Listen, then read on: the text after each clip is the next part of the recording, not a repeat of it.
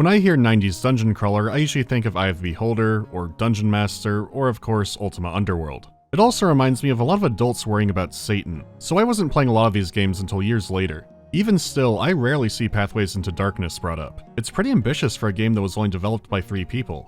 Wolfenstein 3D had only come out a year before this in 1992, and this would be a combination first-person shooter and dungeon crawler. Originally, it was going to be a sequel to the designer's previous game, Minotaur: The Labyrinths of Crete. Well, that didn't happen, and Pathways is now its own thing. As for its obscurity, well, this was a Mac-only game, and if you did jump the hoops to play it, the game would look like this. Saying the studio had enough developers to be called a team was generous. They're not getting an Ultima Underworld interface. Fortunately, it now plays on Mac, Windows, and Linux thanks to an excellent Aleph 1 port. This is all thanks to the work of Workin-Kakanter. Ooh, hope I don't have to say that again. Anyhow, this will make your game playable, but you'll really have to read up on the controls. Though if you're playing a dungeon crawler, that should already be on the itinerary. But for example, here the microphone button will open your inventory, so you'll need to read carefully, binding everything upright. That leads to the actual manual and what this is all about.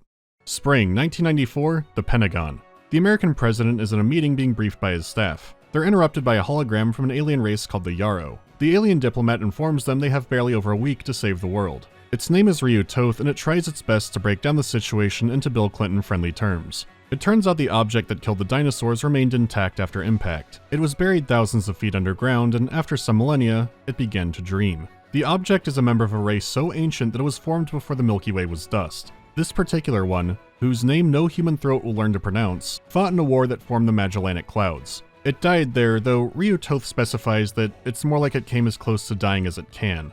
The dead gods dreaming had been warping reality beneath the surface of the planet, but over the past century the changes have begun appearing in the jungles above, including the sporadic appearance of a strange pyramid. The Elder God is awakening. There's only one hope now. The pyramid leads down into the earth near the god's body. The Yarrow have researched human technology and found that using a nuclear device at that depth will bury the god further and send it back to sleep. The Yarrow themselves are on the way, but it'll take them 2 years. When they arrive, they'll get rid of it properly. So Bill Clinton sends a Spec Ops team to kill God. This sentence alone sounds more like a Persona game. You play as one of these commandos. Your parachute didn't deploy, most of your equipment is damaged, and your team is gone. All you can do is set off alone into the pyramid. This is where the game begins, and there's no telling what waits in there. Taking the first steps in, and the pyramid doesn't look too eldritch. The game is completely silent, and there's a skeleton in the corner with a copy of Mein Kampf. It says it won't make good reading because I don't know German. Once again, gamers are thwarted by bad localization. So I'm gonna shelve that for now and talk about the graphics. The environments are pretty simplistic. Different levels can have different wall patterns, but sometimes the colors are just swapped around. But there are still some details like strange growths or pillars or bones and debris scattered around. There are some distinct areas, and there is some environmental storytelling to be found. By its nature, it still is mostly very repetitive, but corpses are very important in Pathways, and they do make those hard to miss. The art they do for the characters is colorful, detailed, and stylish. And yes, these are characters. This especially goes for all the monsters you encounter. They have a lot of personality to them, with some designs I haven't seen in another game, for better and worse. Even with a generic enemy like a slime, Pathways has its own unique spin on it, instead giving you ooze men with giant gaping maws in their chest. Like the environments, there are some recolors of these too, but they usually indicate having a new special ability or needing some new way to deal with them. The only things in the whatever territory are the lightning orbs. I don't remember what they're called, but they exclusively live in the labyrinth of shocking ball torture. And frankly, who gives a shit? Considering all the graphics in the game are credited to a single dude, it's pretty cool just how much there actually is. What you're fighting can be a strange mashup, but they're colorful and appealing. It is a dead god's dream, so who am I to question? As for the music, there is no music. No ambient sound here either. You mainly hear things trying to murder you and the sound of you murdering them. It is the kind of thing you can just put your own music on for, but a lot of times you may not see an attack, but you will hear an attack. You might stop for a moment and take a break when suddenly a bone explodes out of the darkness like a John Wilkes Booth Marowak is lurking there waiting for you. The ambushes are near constant and the sound has aged poorly. It gets better later, but the beginning will involve a lot of those things squealing.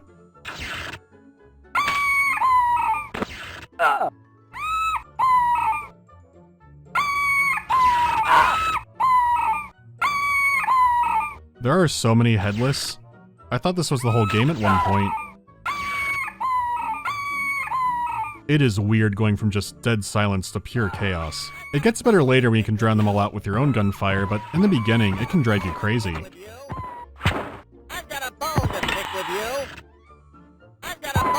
pick with you. I've got a bone to pick with you. There's really only one sound effect of note, which is the sound the Elder God makes if you fail your mission and can't kill it in time. I think I've heard it before, but I'm not sure where. It's mainly a bad, compression-filled nightmare. I do like the sound of those exploding. So here's how you play it.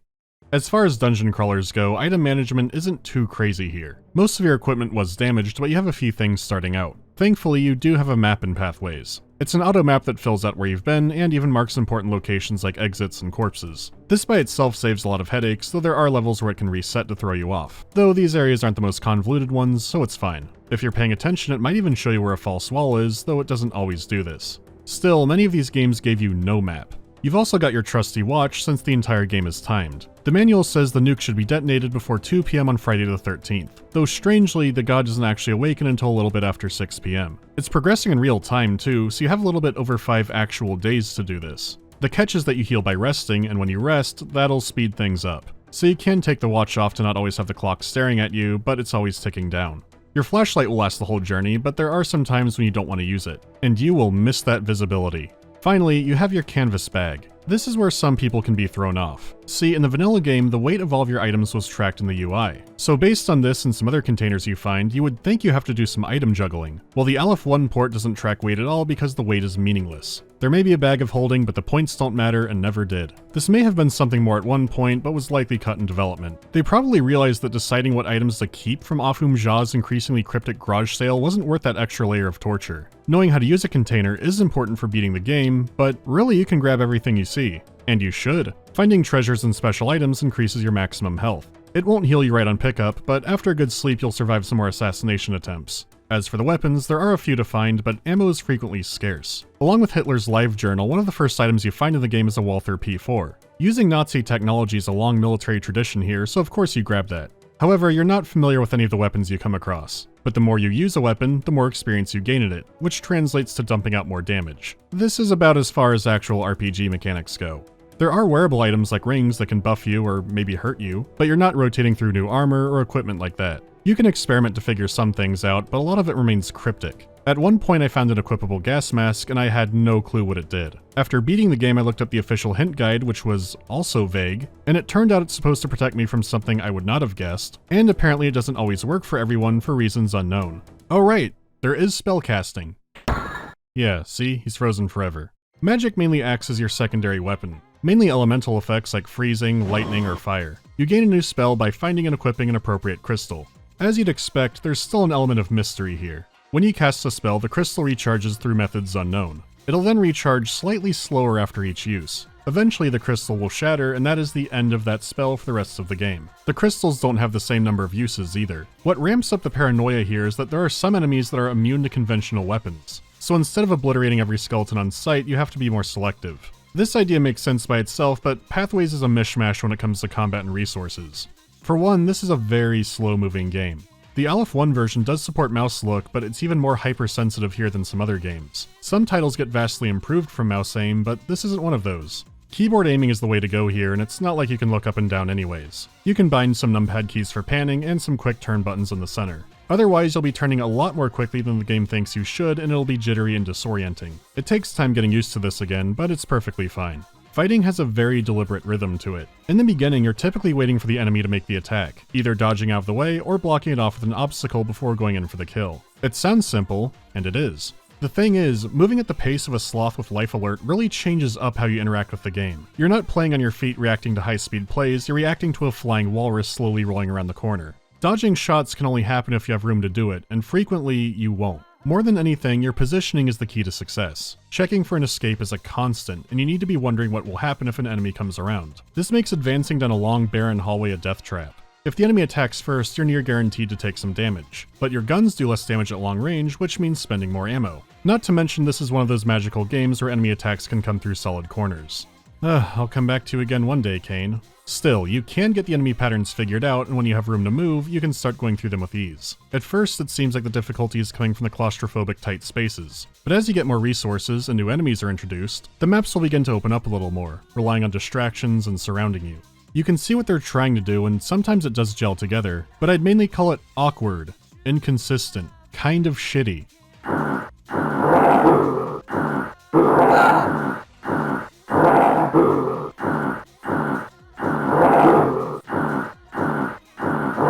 Now there is a turning point where this becomes a lot more fun. Once again, this is mainly due to our old friend Kalashnikov. The issue is it's possible to miss out on AK Nirvana, and in fact it's possible to miss out on a lot of things. Some are fair expectations they expect you to investigate, others feel like failing a hidden test you didn't know you were taking. In other words, a 90s dungeon crawler.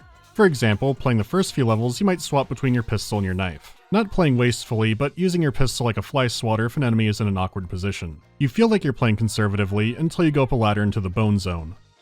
I've got a bone to pick with you. You might think this is the test for saving ammo, but it's not this floor. The floor above it is the real test. In a simple layout, you face down hordes of enemies. I've encountered some silly clown cars spawning before, but this is starting to creep into serious Sam territory. I can't help but wonder how this sequence actually ran back in the day. It might have been fine, which could explain the simple level layout, but man, if you didn't stock up for this portion, you might have to go a few saves back. Speaking of which, saving is done on points, so no quick saving. It can be dangerously easy to miss an item you'll need to go back for later, or go back some saves because your current situation is wasted. This kind of thing is not uncommon at all for the genre. It's not the most egregious I've played, and I got through with relatively few headaches, but it's so easy to see where a player could have overlooked something. Like, was there someone out there who beat the game, who didn't find the box that magically prints you ammo? Who are you? What is your destiny? You can switch out types of ammo, and this makes all of them. I truly hope you're theoretical and not watching this. Living in a world where you can't obliterate the earthquake skeletons on sight isn't one I want to be a part of. Once they're locked onto, you're in for the shake and bake no matter how many walls you put between them. It never ends with them. I haven't even gotten to the story, the game is just so weird enough without it.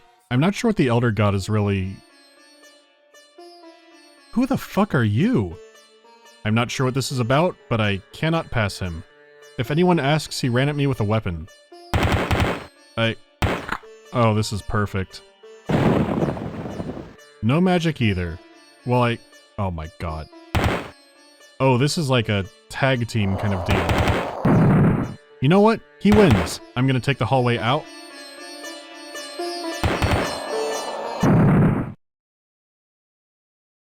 One of the most important things you can do in figuring out how to progress is mastering the yellow crystal. Unlike the others, this one isn't for combat and it has unlimited uses. This special rock lets you communicate with the dead. As long as their head is still attached anyways, I'm not sure how that works. Some corpses don't understand what's happening and others are more caught up. They always respond to asking their name and how they died, but going from there you'll need to use more context clues. You only need to put in simple one-word responses, so asking about places, people, events, and objects allow you to dig further from there. This guess the word mechanic was in a lot of games from this era and could be incredibly convoluted. This isn't one of those, and it's actually very straightforward. You just need to keep asking about things brought up and sometimes go back to the beginning and find a new tangent.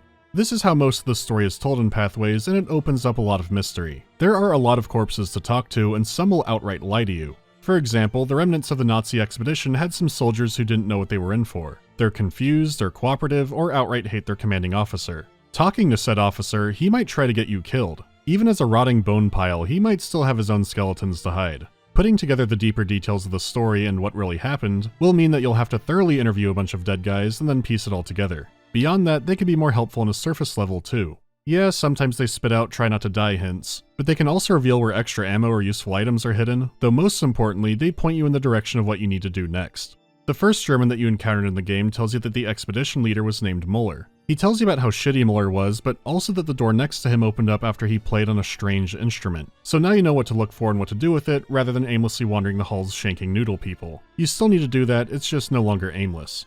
Levels can mix up the challenges, but these conversations will give you a load of insight. There can also be additional hints, like the map name itself being a clue. The game does make earnest attempts to help you out, but a lot of it still remains obtuse or possibly meaningless, so you can still end up stuck or lost or wanting to look up a guide. Pathways into Darkness can be incredibly dickish to you, but unlike some of its peers, it doesn't feel like it's actively trying to be this way. Again, if you're playing this kind of game, you know the kind of pain to expect. Operating inside of that madhouse scale, this one is pretty generous. That said, there are moments like the level where you need thermal goggles to see invisible enemies, which then make regularly visible enemies invisible. times where you need to take poison, areas that drain all your ammo out, whatever the hell is happening in the cursed IED tomb. But beyond those specifics, you're mainly kept concerned by the unknown. If you rest in a bad area, an enemy can ambush you. I mean, resting itself is something I kept avoiding. Any healing items I have I might need later.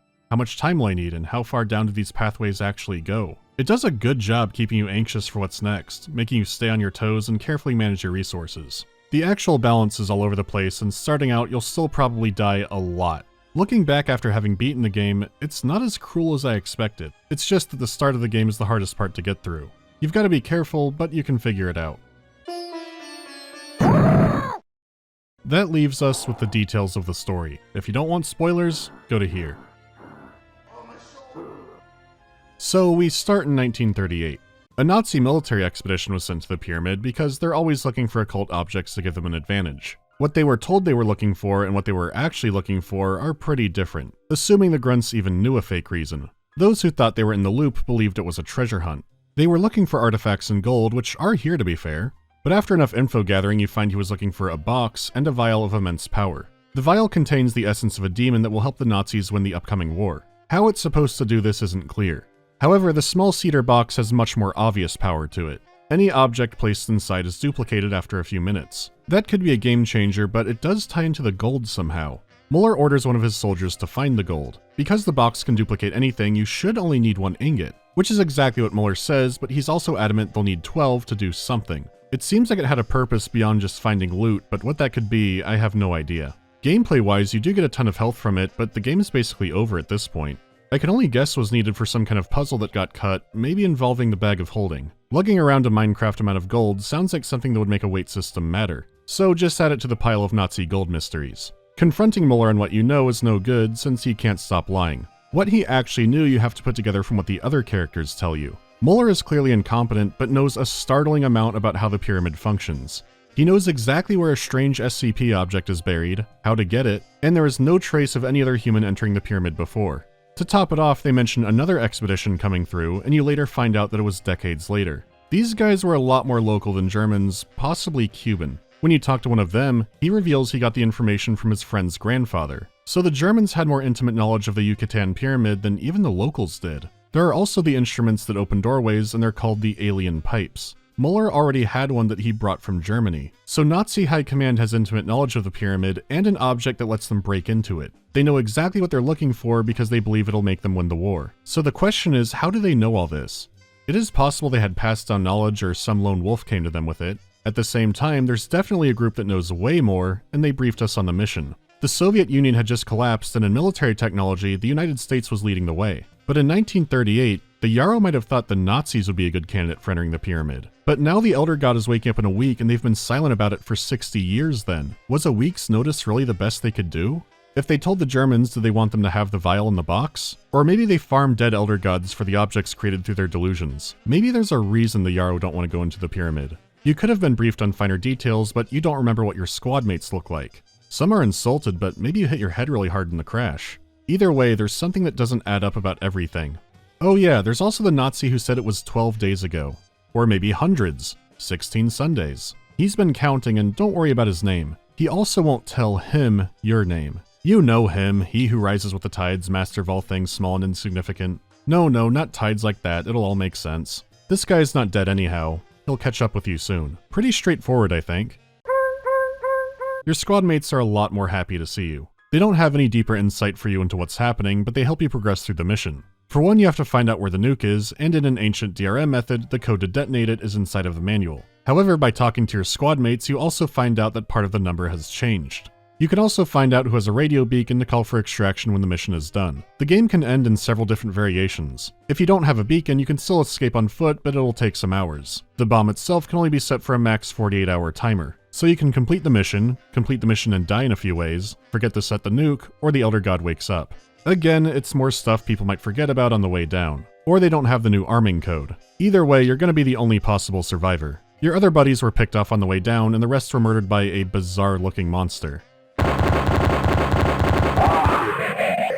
The enemy variety you face is really strange. Besides the monsters, there are all kinds of flavors of undead. Most appear to be humans, but the phantoms are odd. The Germans can call them ghosts or phantasms, but Muller specifically calls them shades. That's a more specific ancient Greek term for an underworld spirit. While some manifestations are based on humans in the world we know, others clearly are not since this god has been around. They get deadlier the deeper you go, and before you get to the detonation site, you can speak to a Cuban explorer. In a mirror story, they were also seeking the demon vial, being told it had great power. Unfortunately, one of them opened the vial and the demon escaped. Well, shit. Interestingly, the old man who had eavesdropped on the Germans calls it a being over a demon. Now, this could be tomatoes and tomatoes, but that's a very different connotation. When you do face the demon down, you have to go through rooms and rooms of monsters. You can't harm it, but it also can't directly attack you. So your final battle isn't even directly against the Elder God, which isn't aware of you or actively even trying to fight you. It's whatever this shady bottle genie is. This is the part where I especially wonder how someone beats the game without the cedar box. You face a swarm of every enemy you've encountered, but after that it only takes one hit to banish the dude. Yeah, that weird electric beep is the sound it makes. It leaves behind an alien gemstone, which is the only way to open up the door back upstairs. It also drains your health, so unless you picked up a special box on the way down to store it in, you're still out of luck. After that, you can arm and leave the nuke, a copy of Mein Kampf if you want, and once you escape, you're good to go. You get your score and not much of a debriefing. So, did the Elder God create the demon vial? Could an eldritch being like that seed new life on accident? Its main power seems to be that it's able to control the god's creations. Does it understand Shim? Having limited control or even understanding of a god's powers could be huge. That does give a good practical reason for seeking out the vial, and could explain why the Yarrow would want it. But how feasible could that idea be? Well, there was mention of someone who had weird and frightening monsters under their control. You know, on the Illuminati terminal. And Marathon. Welcome, friends. Welcome to Hell. It's one of Bungie's first games, and it's still a loose prequel to Marathon. Destiny's reveal trailer was called Pathways Out of Darkness. This now obscure dungeon crawler has remained very important to a select few. So how does this tie into Marathon? Well, for one, the Yarrow will become very significant. The being that's buried in the earth will also make more sense. It also establishes beyond speculation that in this setting there are elites who have made contact with aliens, or at least aware of them. The fact the plan involved going to Tau Ceti specifically, and that Durandal was even looking for aliens to contact, might not have been so random. Some of the pyramid's creatures have strange similarities to the Svit, but the Svit are mostly cybernetics now, so what happened in their history? It could be their visual designs Bungie liked, or maybe there was something more. As for the player who escaped a reality-bending pyramid with a bunch of valuable SCP objects, it's not likely the government would ever allow that body to be properly buried. Those with a special interest might have had it preserved for study, and in the far future, having you back alive at Tau Ceti just in case would make sense.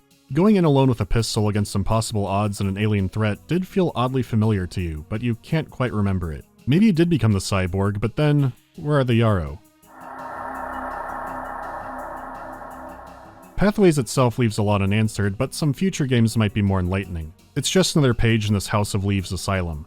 As for recommendations, it's free, not too brutal, and not having too much inventory to manage could be appealing. It is great to see how much an FPS could be even this early on, but a lot of the good gameplay ideas it has were expanded on, and a lot of them not too late after this game came out. You could point to any gameplay element, and someone else has done it better. Some of them being done not too long after Marathon came out, and some of them being done by Bungie themselves. When similar things came after, I think I was repeating myself a little.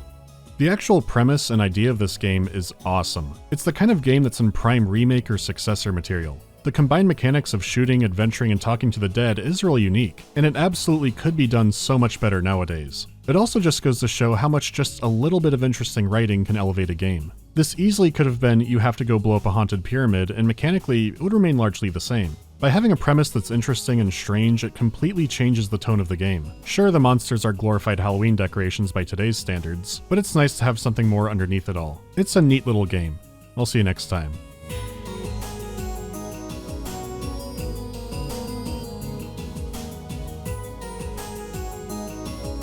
Silent Hill 1, 2, or 3? Definitely 2.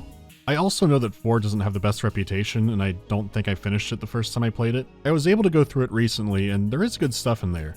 What pulled me down the Warhammer rabbit hole? One of my friends in school, she had a brother who was really into the tabletop game. So that was my first exposure into it, and then Dawn of War came out, and that sealed it. What is my most unpleasant video game experience? Thinking of a singular moment, what comes to mind is the game Ring. A guy starts talking at you while music keeps looping, and it feels like you're going crazy. It is hard to describe, but I might elaborate on it more one day. Did I learn any skills from the Boy Scouts that I still use? I did have a job where some rope skills came in handy, but nowadays, I can't remember how to even do a square knot. I think out of anything, just having Eagle Scout written down helped with a lot of applications for stuff. Like, one early job outright told me that was why I got it. Other than that, I mainly remember the trips over any lessons. Thoughts on Sins of a Solar Empire? More on that hopefully this year or early next. I still need to get to Arcanum and Deserts of Carrick. I've got an outline somewhere. Have I ever worked retail? My voice sounds too jaded to not have. Man, yeah. I feel like I've said this before, but some countries have mandatory military service. A period of mandatory food or retail service would probably improve things for the better. The wages are generally a little better now, but interacting with customers will dramatically change how you interact with those places. Okay, I'll see you next time. I've got a bone to pick with you.